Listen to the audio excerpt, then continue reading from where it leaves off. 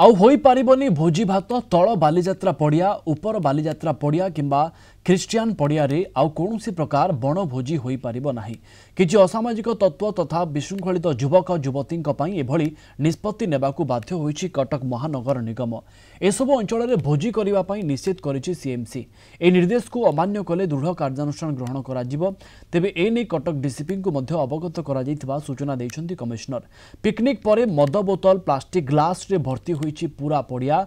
याकू नियमित समय व्यवधान रे सफा करिबा कष्टकर होई पडुछि बोली सीएमसी पक्षरु कहा जायछि।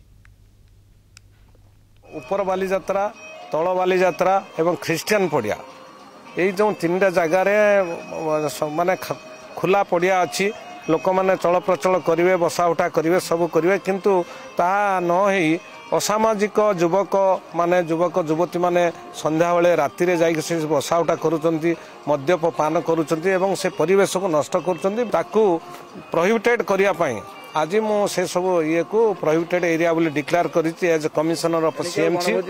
सेठी बणभोजी कौन प्रकार बणभोजी हबो नाही। जदि के कोन माने अमान्य करिक बणभोजी करे ताहले तांको ऊपर वर्तमान में पेनाल्टी इंपोज करा।